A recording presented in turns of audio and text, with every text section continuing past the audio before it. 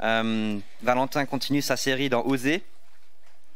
Donc je vous propose de commencer par le premier texte dans Osée au chapitre numéro 2. Osée 2. Nous allons lire les versets 12 à 25. Osée 2 du verset 12 à la fin du chapitre.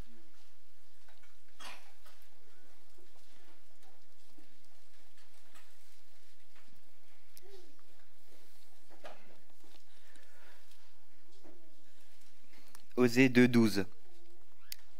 Et maintenant, je découvrirai sa honte aux yeux de ses amants, et nul ne la délivrera de ma main. Je ferai cesser toutes ses joies, toute sa joie, ses fêtes, ses nouvelles lunes, ses sabbats et toutes ses solennités. Je ravagerai ses vignes et ses figuiers, dont elle disait, c'est le salaire que m'ont donné mes amants. Je les réduirai en une forêt, et les bêtes des champs les dévoreront. Je la châtierai pour les jours où elle encensait les Baals, où elle se parait des anneaux et de ses colliers. Allait vers ses amants et m'oubliait, dit l'Éternel. C'est pourquoi, voici je veux l'attirer et la conduire au désert, et je parlerai à son cœur. Là, je lui donnerai ses vignes et la vallée d'Accor, comme une porte d'espérance, et là, elle chantera comme au temps de sa jeunesse, et comme au jour où elle remonta du pays d'Égypte. En ce jour-là, dit l'Éternel, tu m'appelleras mon mari, et tu ne m'appelleras plus mon maître. J'ôterai de sa bouche le nom des Baals, afin qu'on ne les mentionne plus par leur nom. En ce jour-là, je traiterai pour eux une alliance avec les bêtes des champs, les oiseaux du ciel et les reptiles de la terre. Je briserai dans le pays l'arc, l'épée et la guerre, et je les ferai reposer avec sécurité. Je serai ton fiancé pour toujours. Je serai ton fiancé par la justice, la droiture, la grâce et la miséricorde. Je serai ton fiancé par la fidélité, et tu reconnaîtras l'Éternel. En ce jour-là, j'exaucerai, dit l'Éternel, j'exaucerai les cieux, et ils exauceront la terre. La terre exaucera le blé, le mou, et l'huile, et ils exauceront Jisraël. Je planterai pour moi l'eau Rukama dans le pays, et je lui ferai miséricorde. Je dirai à l'Oami, tu es mon peuple, et il répondra, mon Dieu. La deuxième lecture se trouve dans l'épître aux Galates, l'épître de Paul aux Galates au chapitre 3, chapitre dans lequel il est mention de la loi. Nous allons lire les versets 21 et encore une fois jusqu'à la fin du chapitre. Galates 3, 21, 29. La loi est-elle donc contre les promesses de Dieu? Loin de là. S'il avait été donné une loi qui puisse procurer la vie, la justice viendrait réellement de la loi. Mais l'Écriture a tout renfermé sous le péché, afin que ce qui a été promis soit donné par la foi en Jésus-Christ à ceux qui croient. Avant que la foi vienne, nous étions enfermés sous la garde de la loi, en vue de la foi qui devait être révélée. Ainsi, la loi a été comme un précepteur pour nous conduire à Christ, afin que nous soyons justifiés par la foi. La foi étant venue, nous ne sommes plus sous ce précepteur, car vous êtes tous fils de Dieu par la foi en Jésus-Christ. Vous tous qui avez été baptisés en Christ, vous avez revêtu Christ. Il n'y a plus ni juif, ni grec, il n'y a plus ni esclave, ni libre, il n'y a plus ni homme, ni femme, car tous vous êtes un en Jésus-Christ.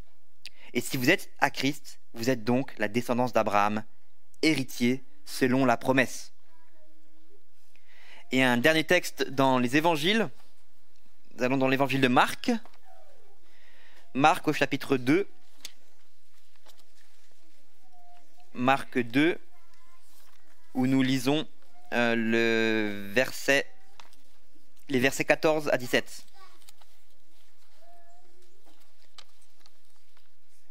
Marc 2, 14 à 17. C'est le moment où Jésus appelle Lévi et la suite et la scène qui suit. En passant, il vit Lévi, fils d'Alphée, assis au bureau des péages. Il lui dit « Suis-moi ». Lévi se leva et le suivit. Comme Jésus était à table dans la maison de Lévi, beaucoup de publicains et de gens de mauvaise vie se mirent aussi à table avec lui et avec ses disciples, car ils étaient nombreux et l'avaient suivi. Les scribes et les pharisiens, le voyant manger avec les publicains et les gens de mauvaise vie, dirent à ses disciples, « Pourquoi mange-t-il et boit-il avec les publicains et les gens de mauvaise vie ?» Jésus, ayant entendu cela, leur dit, « Ce ne sont pas ceux qui se portent bien qui ont besoin de médecins, mais les malades. Je ne suis pas venu appeler des justes, mais des pécheurs. » Jusqu'ici, notre lecture dans la parole infaillible de Dieu, et je laisse toute la place à Valentin pour la prédication.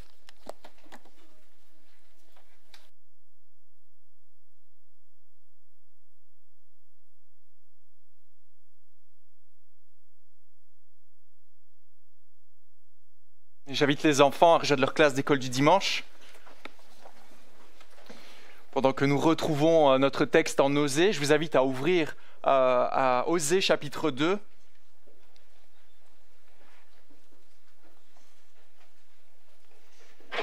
Il reste des questionnaires, si certains veulent encore un questionnaire pour suivre avec moi.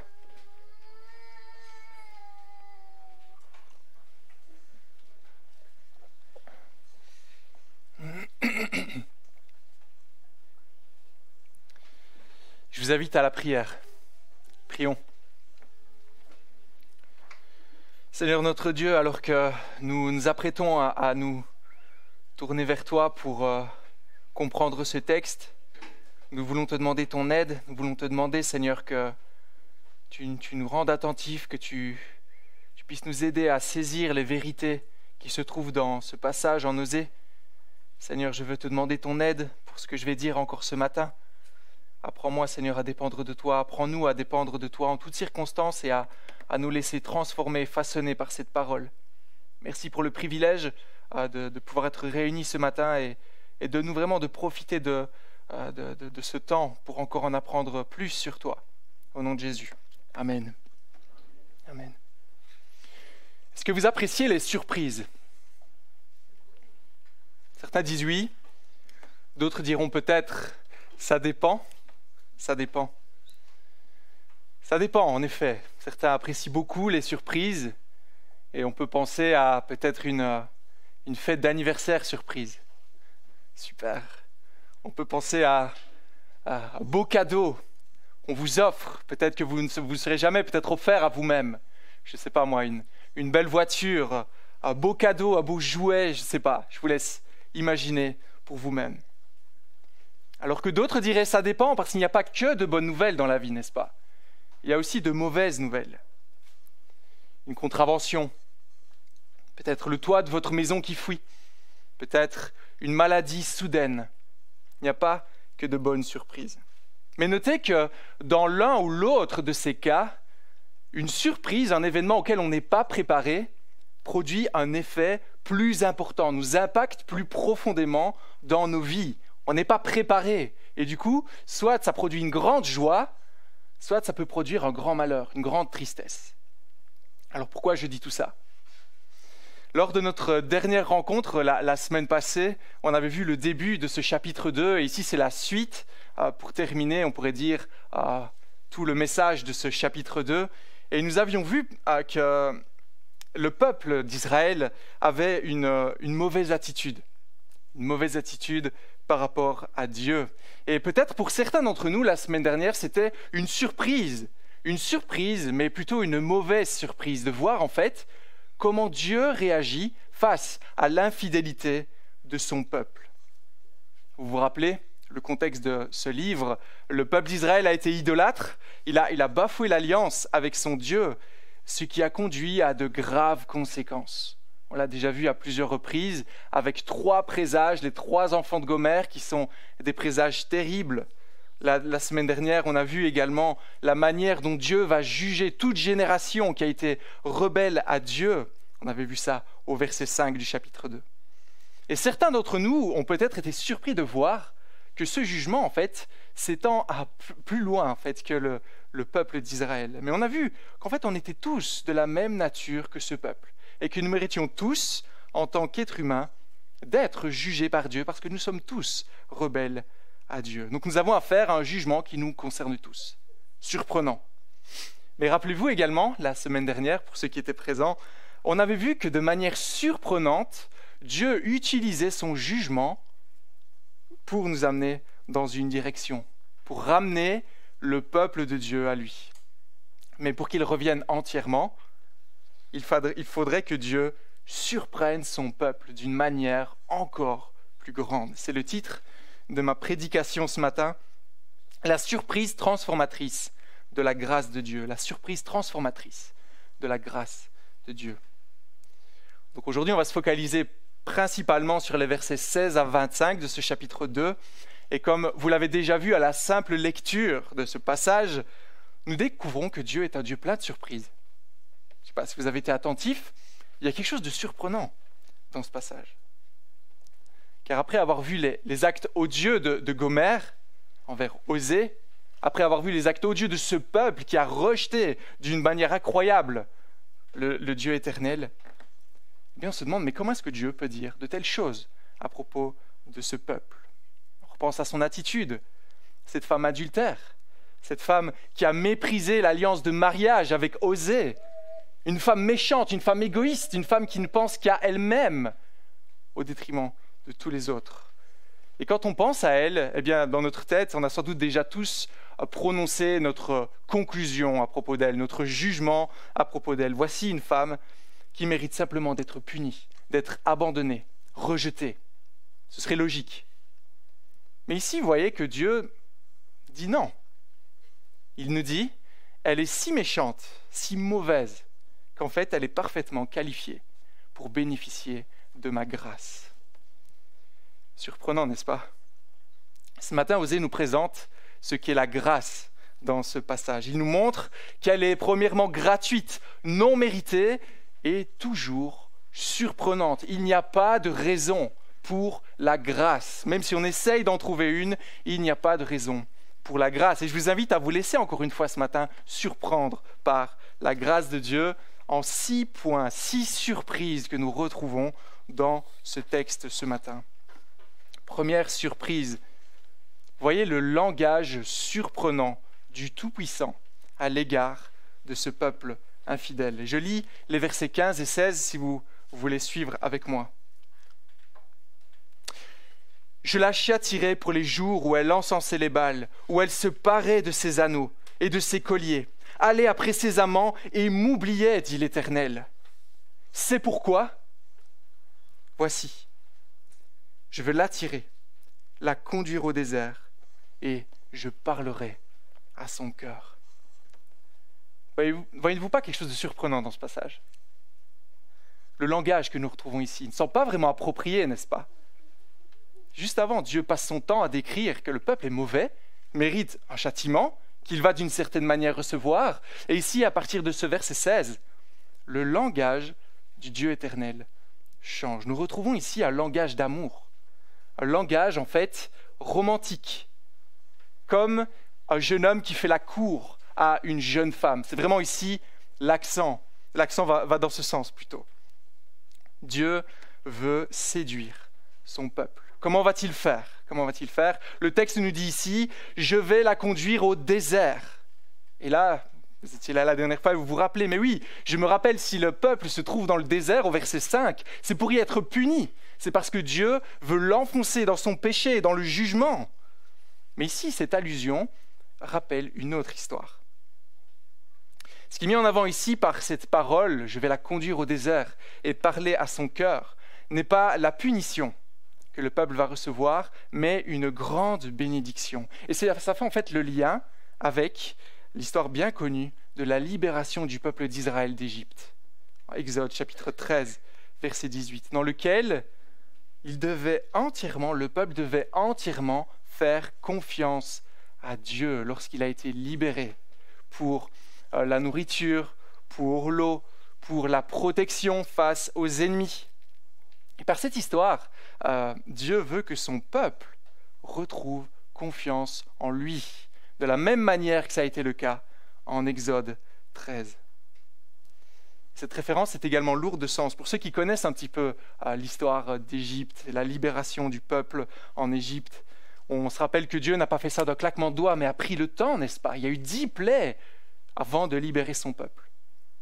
Et là, il y a un message qui est intéressant. Dieu aurait certainement pu, de par sa grandeur, écraser simplement les Égyptiens, libérer son peuple. on n'en parle plus. Mais il a pris le temps de montrer à son peuple à cette époque, depuis Exode 3, de montrer à son peuple qui il est. Qu'il est un Dieu grand, un Dieu puissant, un Dieu qui voulait prendre soin de son peuple, peu importe le prix. Il veut reconquérir le cœur de sa bien-aimée. Il veut lui donner des raisons de l'aimer. Alors comment est-ce que ça fonctionne ? Imaginez un jeune homme qui prend ses plus beaux habits, qui commence à les repasser. Il repasse, il prend du temps, il regarde qu'il n'y ait pas de plis, qu'il soit bien habillé. Après, il nettoie sa voiture comme il faut, à l'intérieur, à l'extérieur. Parce que ce soir, en fait, il va chercher sa bien-aimée. Il l'a invitée. Le soir arrive, il est tout excité, il va dans la voiture, il va chercher sa bien-aimée. Lorsqu'il la voit, il lui fait des compliments. « Tu es merveilleuse, tu es tellement belle. » Il la conduit au restaurant le plus cher peut-être de la ville. Peut-être bien trop cher pour lui d'ailleurs. Là, il continue à lui faire des compliments, à lui dire comme elle est belle, à quel point il l'aime. Il lui offre des cadeaux hors de prix. Mais pourquoi fait-il cela ? Eh bien parce qu'il veut que cette femme réalise à quel point il l'aime et que ça l'amène à une conclusion, le choisir parmi tant d'autres, peut-être, tant d'autres prétendants. Il veut lui montrer, lui donner des raisons pour l'aimer. C'est un peu la même chose qui se passe dans notre texte. Dieu prend du temps. Il fixe chaque détail pour que le peuple puisse se rendre compte des intentions de Dieu envers lui. Cette femme a-t-elle fait quelque chose pour mériter cet amour ? Pensons à Gomère. Non, elle n'avait rien pour plaire. On se rappelle, n'est-ce pas, son attitude. Femme infidèle. Mais la grâce de Dieu et son amour pour des pécheurs, c'est une surprise absolument choquante. Deuxième surprise que nous retrouvons dans ce texte, nous voyons un changement de situation surprenant. Regardez avec moi le verset 17 maintenant. Là, je lui donnerai ses vignes et la vallée d'Achor comme une porte d'espérance. Et là, elle chantera comme au temps de sa jeunesse, comme au jour où elle remonta du pays d'Égypte. Alors, qu'est-ce que la vallée d'Achor ici nous apprend sur ce que Dieu veut faire pour son peuple ? Alors là, si vous ne savez pas à quoi ça fait référence, je vous invite à aller voir vos leçons d'école du dimanche. C'est une leçon qu'on aime bien enseigner généralement. En fait, c'est un triste événement qui se situe en Josué, chapitre 7, verset 24. C'est Akan, qui a commis un acte d'infidélité. Peut-être vous vous rappelez de cette histoire. Il n'était pas permis de prendre le butin de guerre des autres peuples.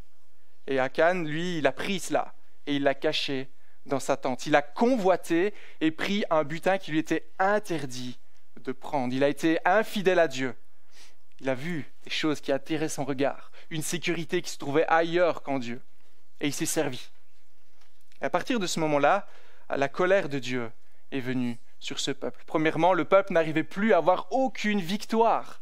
Dieu s'était retiré de son peuple, jusqu'au moment où cet acte honteux était mis à la lumière. Et on se rappelle, n'est-ce pas, les paroles de Josué à cette époque. « Pourquoi nous as-tu troublés ?» Voilà ce que dit Josué à Akan. « L'Éternel te troublera aujourd'hui, et le peuple le lapida, lui et tous ses biens, toute sa famille. » Cette vallée fut appelée en souvenir de cet événement la vallée d'Achor, ou la vallée du trouble. La vallée du trouble. Alors vous voyez, une question qu'on pourrait se poser, c'est, je pense que face à une telle situation, une réaction normale, ce serait de vouloir oublier rapidement, n'est-ce pas ? On a commis une erreur. Vous voyez les conséquences terribles, on a dû détruire toute sa famille. C'est vraiment l'horreur. Mais pourquoi Dieu leur demande de garder un tel souvenir ? De donner un nom, nommer un lieu, afin qu'à chaque fois que le peuple se rappelle de cet événement, la vallée d'Achor, il se rappelle de sa propre convoitise, de son propre penchant à désobéir à Dieu, et qu'ultimement il mérite de recevoir un jugement. Essayez peut-être pour un instant de vous rappeler la pire situation de votre vie. Peut-être un grand conflit, un grand moment de colère, un moment où, lorsque vous regardez en arrière, vous êtes honteux. Vous dites, mais pourquoi j'ai fait ça ? Pourquoi j'ai dit cela ? Et ça ne vous renvoie qu'un sentiment négatif. Pourquoi j'ai dit ces 4 vérités à ma belle-mère alors qu'on était en pleine réunion de famille? Pourquoi j'ai fait cela? Et à chaque fois, ça vous renvoie à un sentiment triste qui vous rappelle la situation de votre propre cœur mauvais. C'est un peu comme ça que ça se passe ici. Mais voyez-vous ce qui se passe maintenant? Cette vallée du trouble est changée en porte d'espoir. Voyez-vous ce qu'implique ce nom maintenant? Ça nous montre que quand Dieu a pardonné, quand il pardonne définitivement. Il pardonne merveilleusement. Il ne garde pas rancune d'aucune manière, même si un grand péché a été commis, même si Dieu a été en colère pour un temps, il y a un moment où il jette derrière lui nos péchés. Un point tel que cet événement triste et malheureux du peuple, qui ne faisait remonter à l'esprit que de mauvaises choses pour ce peuple, de mauvais sentiments, eh bien change totalement et met en avant le souvenir de la grâce de Dieu, la grandeur de son pardon. Voyez-vous l'attitude du peuple quand il voit le pardon de Dieu, quand cette vallée devient une vallée d'espoir. Israël, maintenant, à la pensée de cet événement, plutôt que d'être dans la honte, aura la même attitude que la première fois que Dieu a manifesté sa délivrance. Qu'est-ce qu'il a fait? Fin du verset 17. Le peuple chante. Le peuple chante à l'Éternel, ou le peuple répond à l'Éternel avec reconnaissance. Vous rappelez-vous quand était la première fois où le peuple a chanté à l'Éternel? C'était juste après que ses ennemis en Égypte ont été détruits dans la mer Rouge. Exode chapitre 15. Je vous lis ce passage. Alors Moïse et les enfants d'Israël chantèrent ce cantique à l'Éternel et ils dirent: Je chanterai à l'Éternel, car il a fait éclater sa gloire. Il a précipité dans la mer le cheval et son cavalier. L'Éternel est ma force et le sujet de mes louanges, c'est lui qui m'a sauvé. Voilà ce qui vient maintenant à l'esprit de ce peuple lorsqu'il se rappelle cet événement malheureux. Ça change de nom. La grâce de Dieu ne rappelle plus la honte d'un péché passé, mais uniquement la grandeur du pardon de Dieu. Peut-être que vous allez repenser à cet événement et vous dire, mais en fait, cette circonstance particulière a été un moyen que Dieu a utilisé pour me ramener à lui. Et ça va nous rappeler la grâce de notre Dieu, de savoir que nous sommes pardonnés, de savoir que nous ne pouvons plus voir cela, cet événement, comme quelque chose de négatif, mais plutôt positif. Par cela, je me suis rapproché de Dieu.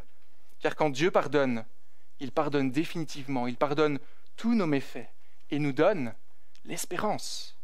L'espérance. On ne peut pas dire en tant que chrétien, j'ai fait tellement de mal dans ma vie que je ne peux plus rien faire, que Dieu ne voudra jamais de moi. Parce que s'il nous pardonne, dans sa grâce, il efface l'ardoise. Il ne garde pas, comme on dit, quand on va chez le juge,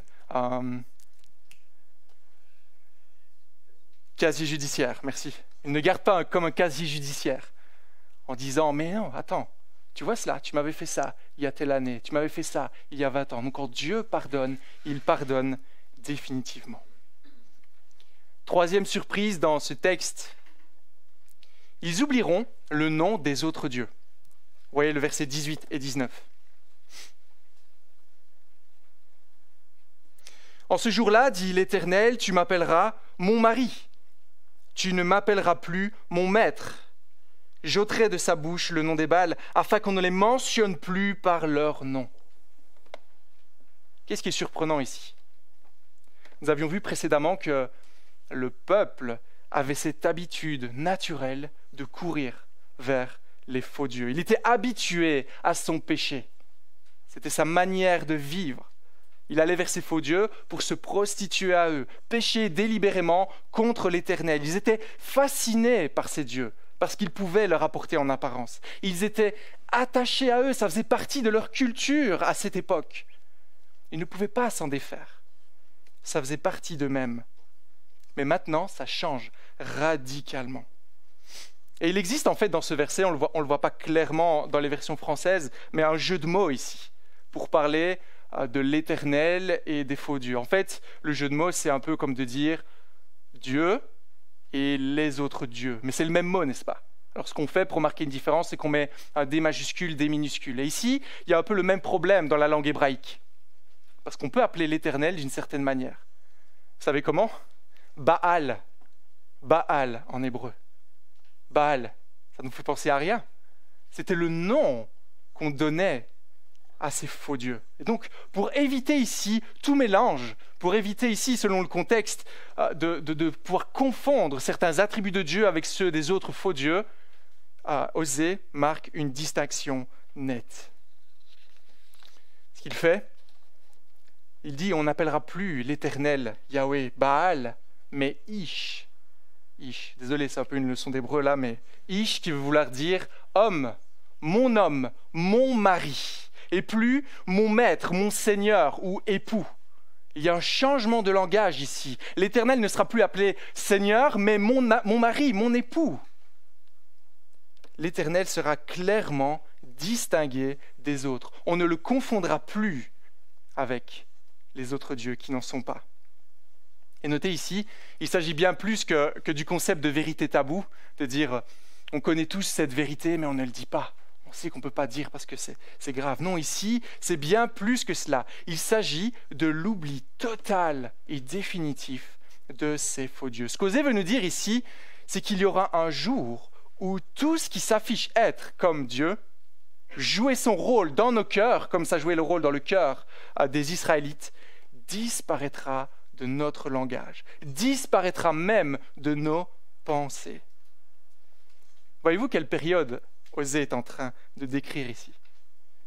Voici une réalité qu'il décrit, que nous pourrons goûter lorsque nous serons en Christ. Car en Christ, la parole nous dit que si nous sommes en Jésus-Christ, nous ne sommes plus esclaves du péché. Cependant, il reste quand même encore un problème, c'est que nous sommes toujours en lutte avec le péché, n'est-ce pas? Le péché est là, nous enveloppe si facilement, il n'est plus maître sur nos vies. Mais nous sommes appelés à progresser dans la sanctification, n'est-ce pas? Ça veut dire mettre à mort le péché, mettre à mort toutes ces convoitises qui sont là, qui tentent de séduire notre cœur à l'inverse. Osée veut nous encourager et nous dire, gardez à l'esprit, un jour la lutte sera définitivement terminée. L'influence du péché ne nous atteindra plus. Imaginez-vous à quoi ça peut ressembler. Plus de péché, plus rien. Imaginez toutes vos tentations, toutes vos luttes, toutes vos convoitises, terminées, plus jamais rien. Toutes ces choses qui nous détruisaient, toutes ces choses qui détruisaient les autres, terminées. C'est ce que Dieu nous promet en ces jours-là, quand nous serons auprès de lui, dans la gloire. Et voyez-vous à quoi ça laisse la place? Ça laisse la place à la joie et le bonheur de connaître l'Éternel, le Tout-Puissant. Pourquoi bénéficions-nous d'un tel traitement? Pourquoi ce peuple peut-il bénéficier d'un tel traitement alors qu'on se rappelle, il se vautrait avec plaisir dans son péché? C'est la grâce surprenante de Dieu. Sa grâce surprenante. Quatrième point, quatrième surprise dans ce texte. Ils recevront une paix sans pareille. Ils recevront une paix sans pareille. Qui n'a jamais rêvé ce matin d'avoir l'assurance d'une paix tout au long de sa vie? L'assurance que rien ne peut nous arriver depuis notre naissance jusqu'à la fin de notre vie. Même si nous vivons dans un pays où la paix et la prospérité sont majoritaires, les derniers événements, tout ce que nous avons vu dernièrement dans les journaux, etc., nous prouvent qu'on ne pourra jamais être sûr que nous conserverons cette abondance, n'est-ce pas? On pense à la guerre en Ukraine, la crise du Covid, qui était terrible, gros coup dur pour l'économie, problème de mondialisation, le coût des énergies qui s'envole, tant d'instabilité qui apparaît, qui peut nous inquiéter. Et même si ce n'est pas une chose qui nous affecte particulièrement, en réfléchissant un peu à notre monde, peut-il réellement nous donner la paix? Peut-il réellement nous donner l'assurance, même que tout ce que nous possédons aujourd'hui, nous pourrons le conserver? Aurais-je une pension dans 10 ans, dans 20 ans, dans 30 ans, dans 40 ans? Qui peut le dire? Catastrophe naturelle? Pas plus tard que ce matin, on a parlé du tremblement de terre qui a lieu. Et qui nous dit qu'à un moment donné, notre maison, nos biens ne seront pas détruits par une catastrophe? Est-ce que la maladie ne peut pas arriver? Voyez ce que Dieu promet à son peuple. Verset 20.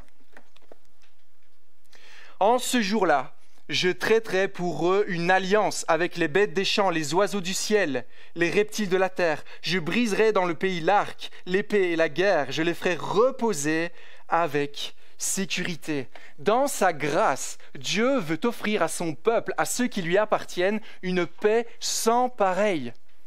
Vous vous rappelez ici ces animaux sauvages? On en a parlé brièvement la semaine passée. C'était ceux que Dieu lui-même avait envoyés pour détruire les récoltes du peuple d'Israël, pour lui donner une leçon. Dieu nous montre ici que c'est lui qui a permis que ce mal arrive, mais que c'est lui qui permettra qu'il s'enlève. Et voyez encore plus au verset 23 ce qu'il veut nous dire. En ce jour-là, j'exaucerai, dit l'Éternel, j'exaucerai les cieux, ils exauceront la terre exaucera le blé, le mou, l'huile, et ils exauceront Jisraël. Voyez ici le mouvement qui est fait. Dieu veut nous montrer que toute chose provient de lui, que c'est lui qui est au sommet de tout, c'est lui qui permet, c'est lui qui retient. Et donc si il nous promet la paix, nous pouvons être certains que nous pourrons l'obtenir. Parce que ce qu'il nous promet là, ce n'est pas quelque chose qu'il n'est pas capable de maîtriser, comme certains hommes politiques, certains médecins qui vous promettent la santé. Ici, c'est le Dieu éternel qui permet que les choses se passent, qui permettent une paix sans pareil. À nouveau, voyez-vous quand ces promesses arriveront. On ne nous promet pas ici qu'en devenant chrétien, on aura une paix, on n'aura jamais de problème, pas du tout. Mais en ces jours-là, quand nous serons auprès du Seigneur, il y aura une paix sans pareil qui découle de tout ce que nous avons vu jusqu'à présent. Quand nous serons près de lui, il y aura une paix qui dépassera tout ce que l'on peut comprendre. Et ici, voilà, l'image que nous devons voir n'est pas que lorsque nous serons près du Seigneur, on aura suffisamment de blé, on aura suffisamment d'huile, de vin, etc. Ce qu'Osée veut montrer, c'est avec un langage compréhensible aux yeux de ses contemporains. Le blé, l'huile, le vin, c'était tous les besoins vitaux de ce peuple. Si on retire cela, s'il y a une famine, eh bien c'est la mort. C'est un peu comme si, je vous disais, d'une certaine manière, l'essence, le diesel, sera gratuit dans le royaume des cieux et avec abondance. C'est un peu ça, une image qui est parlante pour eux, qui sera peut-être un peu plus parlante pour nous. Je ne sais pas si ça vous aide à comprendre ici, mais c'est un peu ça. Ici, on voit les coûts des énergies qui s'envolent, on voit cette énergie fossile qui diminue, on ne sait même pas si un jour il y en aura encore dans le royaume des cieux. Ce sera abondant, on n'aura plus à se tracasser. Mais réalisez-vous l'ampleur de la paix que le Seigneur nous donne. Alors le prophète Ésaïe tente de nous donner un peu plus la couleur de ce que ça peut représenter. On a du mal, nous, avec notre esprit limité, à comprendre cela. Ésaïe 11, verset 6 nous dit « Le loup habitera avec l'agneau, et la panthère se couchera avec le chevreau, le veau et le jeune lion et le bétail qu'on engraisse vivront ensemble. Un jeune garçon les conduira. La vache et l'ours auront un même pâturage, leurs petits un même enclos. Et le lion mangera de la paille comme le bœuf. Le nouveau-né s'amusera sur le nid de la vipère. Le petit enfant mettra sa main dans la grotte du cobra. On ne commettra ni mal, ni destruction sur toute ma montagne sainte, car la terre sera remplie de la connaissance de l'Éternel, tout comme le fond des mers est recouverte par l'eau. » Une paix démesurée attend tous ceux qui font partie du peuple de Dieu. Quelle grâce surprenante, n'est-ce pas?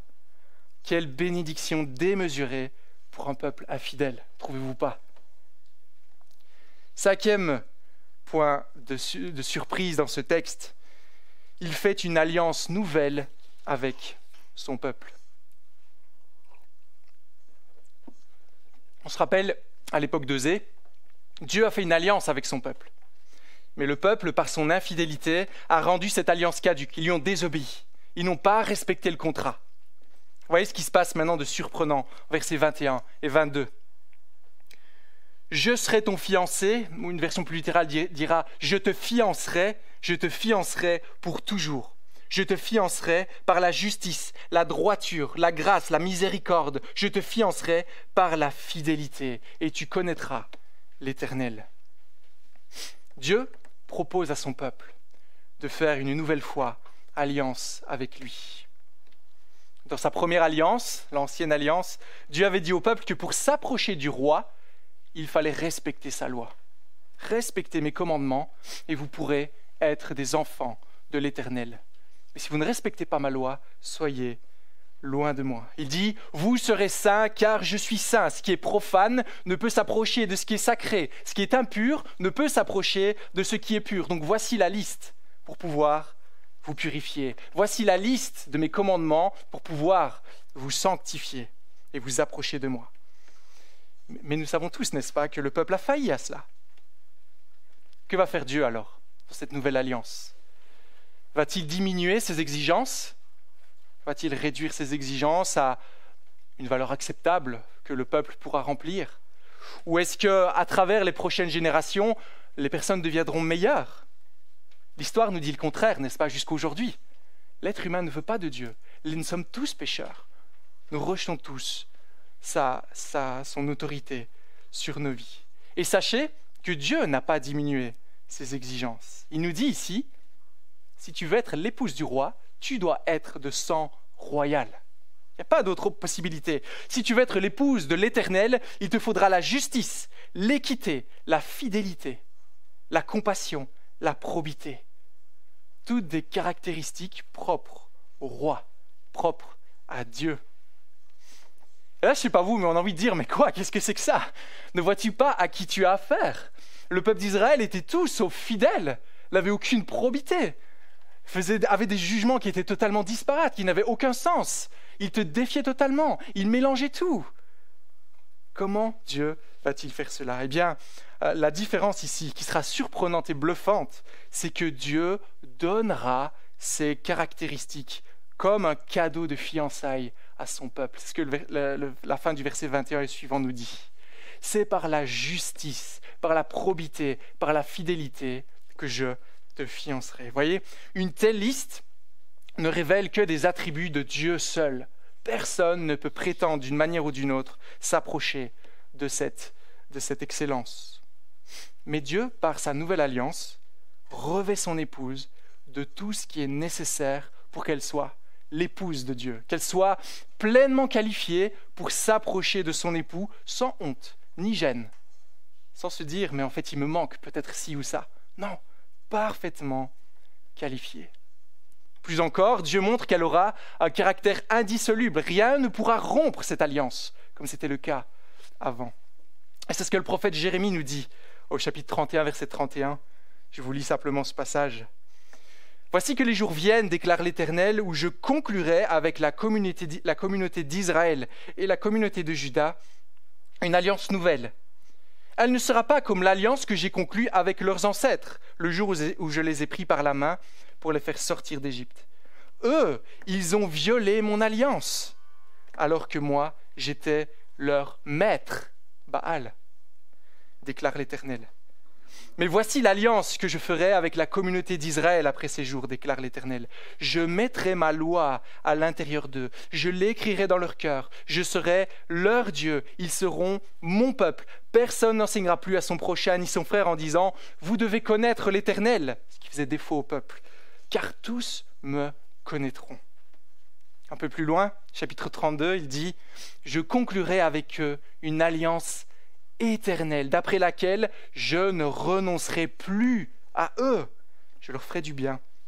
Je mettrai la crainte qui m'est due dans leur cœur pour qu'ils ne se détournent plus de moi. » Voilà le projet surprenant de notre Dieu. Il veut nous donner un nouveau cœur, enclin à le suivre, à l'aimer, et rien ne pourra jamais nous éloigner de sa main. Et voyez, la nouveauté de cette alliance, c'est que c'est Dieu lui-même qui va maintenant nous qualifier pour que nous puissions remplir les conditions. Alors quand est-ce que ça va se produire? Quand est-ce que ce moment va arriver? Jésus-Christ, en Matthieu chapitre 26, verset 27, nous dit « Voici le sang de la nouvelle alliance versé pour vous. » Voici le moment où Jésus marque l'inauguration de cette nouvelle alliance. Et là, il faut inévitablement s'arrêter un instant pour comprendre ce qui se passe ici. Vous voyez, Dieu ici n'est pas juste en train de nous formater. Il n'est pas juste en train de mettre un nouveau programme, de changer notre esprit, comme des ordinateurs qu'on pourrait simplement faire reset. Pas du tout. Il nous montre ici que du sang a dû être versé, qu'un sacrifice a été fait, un sacrifice plus grand que ceux de l'Ancien Testament. Du sang innocent a dû être versé pour que cela soit rendu possible. Nous voyons que notre justice se trouve en Jésus-Christ, le seul qui était parfait, parfaitement qualifié, le seul qui possédait toutes les caractéristiques de Dieu, n'est-ce pas? Et qui vient sur terre et qui les échange avec nous pécheurs. C'est ça qui s'est passé. Un merveilleux échange, un échange extraordinaire qui doit nous réjouir aujourd'hui. Nous étions pécheurs, nous étions sales, indignes de nous approcher de Dieu. Jésus-Christ, le parfait, vient avec toutes les caractéristiques pour plaire à Dieu et il l'échange avec nous. Il prend notre péché, il prend notre punition à la croix et nous, Dieu nous voit à travers la vie parfaite de Christ. Nous sommes trouvés justes en Jésus-Christ. Nous sommes trouvés parfaits et en lui, il ne nous manquera rien pour être l'épouse légitime de l'Éternel. 6e et dernière surprise de ce passage, il change le nom de son peuple. Il change le nom de son peuple. Verset 25.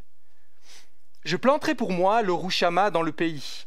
Je lui ferai miséricorde. » Alors, pour ceux qui étaient là depuis le début de la série, vous vous rappelez, l'Orushama, celle qui n'a pas compassion, celle qui n'a pas pitié, maintenant devient celle qui a miséricorde.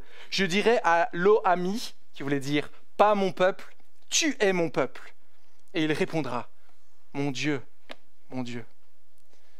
Alors vous vous rappelez maintenant à quoi font référence ces appellations. Et voilà un refrain qu'on a peut-être déjà lu en fait, qu'on a déjà vu ensemble au début du chapitre 2, la deuxième prédication de cette série. Et vous vous rappelez, la particularité de ce changement de nom, c'était dû à quoi? C'était dû à l'alliance de Dieu faite avec Abraham. On avait dit une alliance de grâce selon laquelle Dieu promet de ne jamais oublier son peuple. Et ce passage est repris en Romains chapitre 9, verset 24, 2 Pierre chapitre 1, verset 20, où il nous permet de voir que ce salut va plus loin que simplement le peuple d'Israël.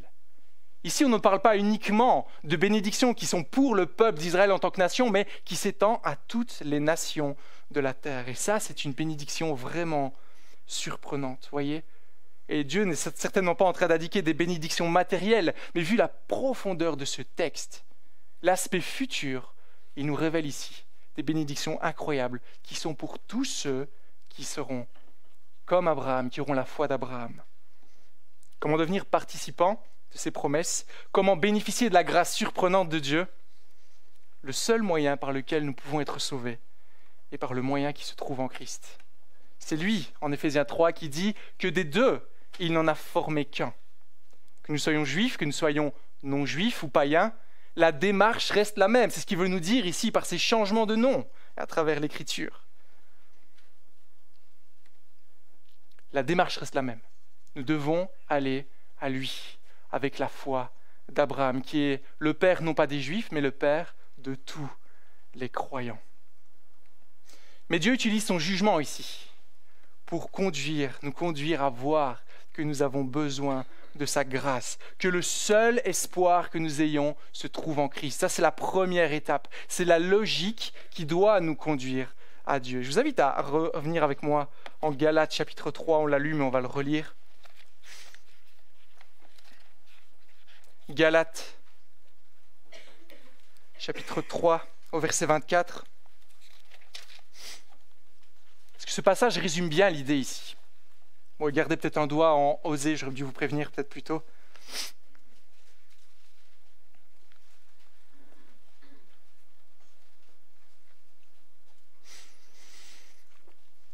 C'est certain que tout être humain a failli devant la loi de Dieu. Nous le savons tous, n'est-ce pas? Alors ici, Paul nous explique quelle était l'utilité de cette loi. Ainsi, la loi a été comme un pédagogue pour nous conduire à Christ, afin que nous fussions justifiés par la foi. La loi ici nous condamnait et nous a amené à voir que nous avions besoin d'autre chose pour être sauvés. Nous avions besoin de Christ. La foi étant venue, nous ne sommes plus sous ce pédagogue, nous ne sommes plus soumis à la loi. Car vous êtes tous fils de Dieu par la foi en Jésus-Christ. Vous tous qui avez été baptisés en Christ, vous tous qui avez revêtu Christ. Il n'y a plus ni juif, ni grec, il n'y a plus ni esclave, ni libre, il n'y a plus ni homme, ni femme, car tous, vous êtes un en Jésus-Christ. Et si vous êtes à Christ, vous êtes donc de la postérité d'Abraham, héritier selon la promesse. Vous voyez, ici, c'est un peu comme si on bouclait la boucle, n'est-ce pas? On voit que toutes ces bribes que Osée nous met, c'est accompli aujourd'hui.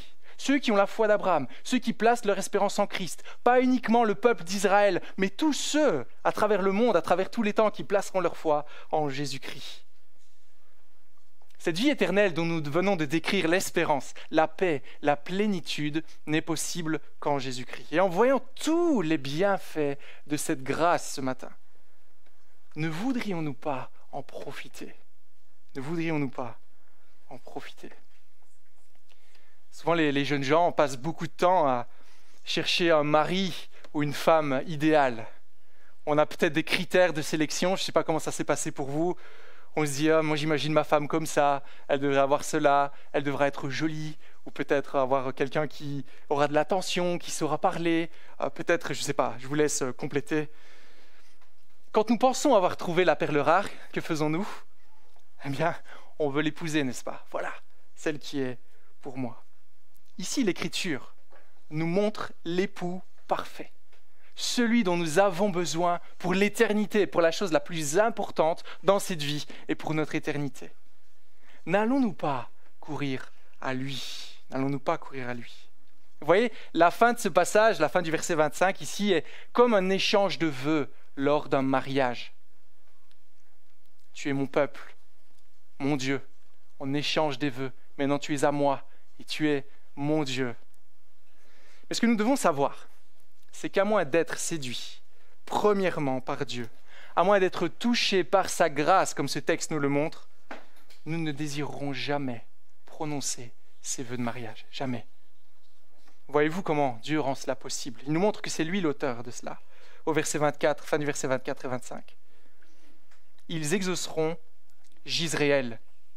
Je planterai pour moi l'eau Rouchama. Ici, ce qu'Osée veut nous montrer, c'est que c'est Dieu qui plante. Jisraël qui veut dire Dieu seul sème. Dieu seul sème. Voilà comment il va exaucer son peuple d'une manière bien plus grande. Il sera le seul qui plantera la graine de cette grâce dans les cœurs afin de nous saisir, de nous surprendre par son amour et toucher nos cœurs.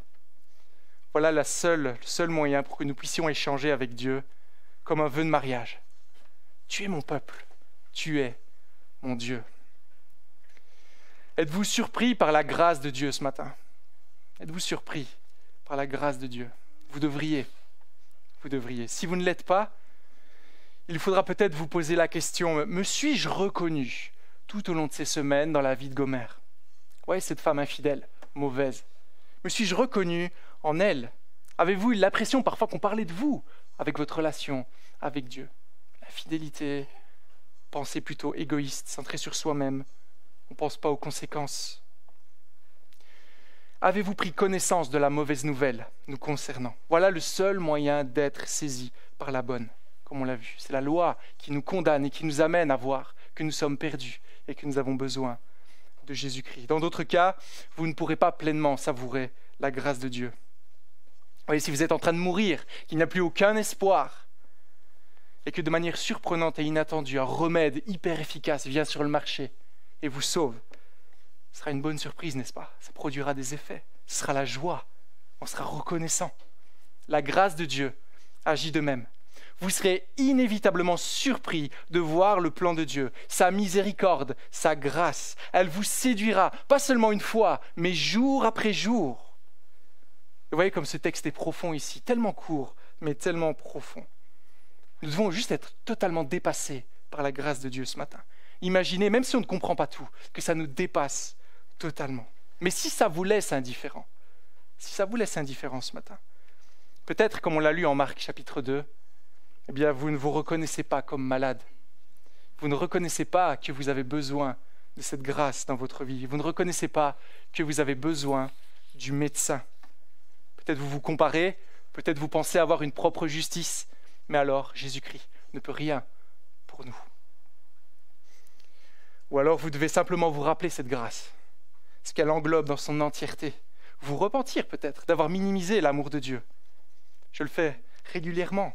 Je demande à Dieu qu'il me donne toujours plus une compréhension de son amour, la hauteur, la profondeur, la largeur de son amour, comme le dit Paul. Lui demander son aide pour réaliser ça, c'est juste incroyable en fait, cette grâce. Mais voyez maintenant que si vous êtes en Christ, ça veut dire que le maître de l'univers, le créateur de ce monde, s'est penché vers vous. Il s'est approché de vous. Il vous a séduit. Il a pris soin de vous poursuivre, de vous conduire au désert pour vous montrer à quel point il veut être bon envers vous, à quel point il veut vous bénir. C'est juste incroyable. À quel point il nous donne tous les critères pour être l'épouse légitime, fidèle, juste dès aujourd'hui. Toutes ces promesses attachées à son salut. Et nous savons qu'en lui, en Christ, par ce moyen, il ne nous manque rien. Si Dieu s'est approché de nous, il a fait une alliance éternelle dans laquelle il promet que rien ne nous éloignera de lui, dans laquelle il nous donne sa paix, il oublie nos péchés, il est plein de compassion. C'est juste incroyable, c'est juste incroyable. Et ça nous poussera dans l'attente de l'accomplissement de ses promesses, à vouloir vivre aujourd'hui pour sa gloire, n'est-ce pas? On voudra vivre pour lui. On ne pourra pas simplement continuer nos vies d'une manière indifférente. Donc vivons ce matin comme l'épouse de Christ, soumise à lui, cherchant à lui plaire en tout. Voilà le seul moyen pour un peuple infidèle d'être appelé épouse de Christ. C'est par la grâce de Dieu qui doit nous transformer jour après jour. Une grâce qui nous montrera premièrement notre erreur, peut-être d'une manière parfois un peu difficile, qui est celui que Dieu ne châtie pas, c'est l'enfant qu'il aime qu'il châtie. Il nous montrera l'inconsistance de nos actes pécheurs, mais il ira plus loin. Il touchera nos cœurs par son amour, nous poussera à nous repentir sincèrement et à vivre pour sa gloire. Amen.